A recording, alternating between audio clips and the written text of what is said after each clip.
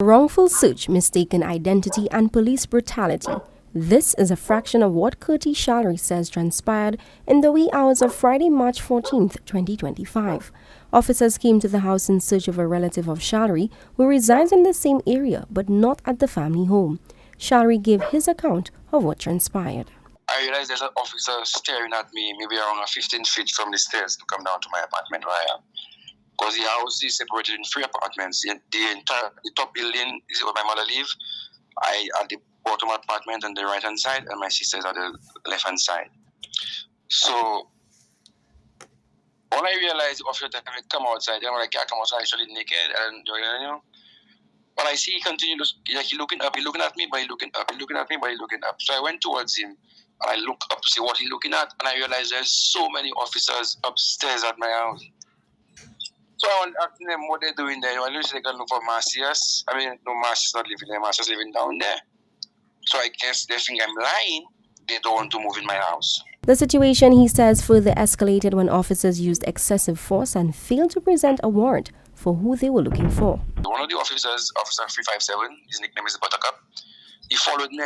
He kicked my door. My door still have a dent. I don't even charge him for the dent in my door, but I was telling him, man, kick my door and bang on it, asking me to open the door, or you're going to destroy the door to enter my house. I'm like, you can't do that. I have the pleasure to you. I told him, you can't mash up my door. So I came outside from the front, and I gave him, what's the name of the person of the house? Checking the property owner you are right now. What's the name on the warrant? They can't present the warrant. They know whose house they're at.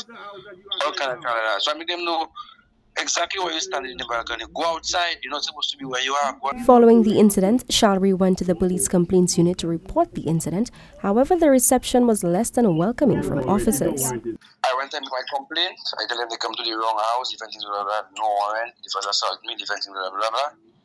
They call me next week. They tell me they want another statement from me.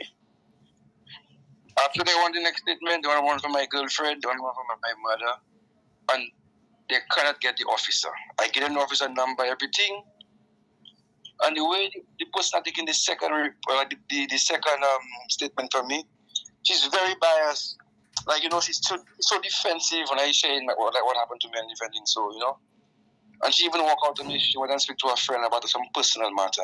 Shallery has also had a previous incident with law enforcement targeting him with little to no probable cause. In a previous incident, police officers stopped my vehicle and they searched my vehicle without my knowledge and threatened me for arrest, all kind of chalala, although I never been known or nothing, so they just took the permission and bullying me. So when I went to my house, I realized my property was missing from my car, and I made a police complaint.